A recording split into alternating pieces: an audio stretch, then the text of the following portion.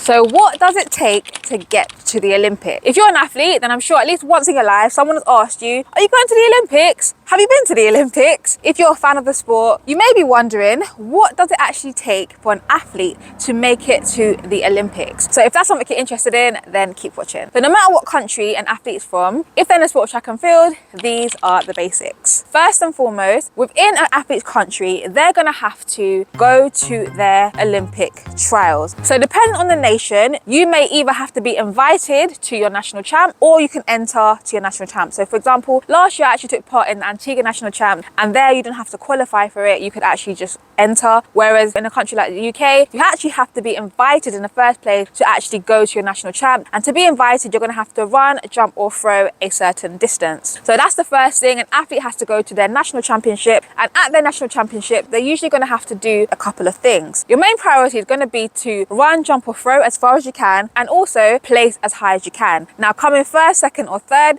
is gonna give you the best opportunity. So number one, you've got your national championship. Number two is your performance at your national championships, right? So like I said, you want to come in the top 3 positions, give you the best opportunity, but depending on your nation, your country will have its own selection policy, and depending on the nation and your selection policy in your country, there's certain positions that's going to give you automatic qualification. That could be the first position, that could be the first 2, or it could be the first 3, okay? Now let's just put a quick pause on the automatic selection. The third thing is also a qualifying standard. Now depending on the event, again in track and field, there's going to be Olympic standards that you need to meet in order to actually be able to compete at the Olympics. Your performances leading up to that event also are going to be included. So depending on the athlete's nation and the selection policy, then they may have had to meet the qualification standard in a particular time period. There are obviously nuances when it comes to qualifying. Certain events don't take place at the trials. Some athletes may be able to qualify via another route, such as world ranking. However, these are the basics when it comes to qualifying for the Olympics. Now I want you to keep in mind that every country that goes to the Olympics can enter up to 3 athletes per event, right? So just picture how hard it is to actually qualify for the Olympics. The next time you say to someone, are you going to the Olympics? Just think about the scope of that question. Qualifying for the Olympics,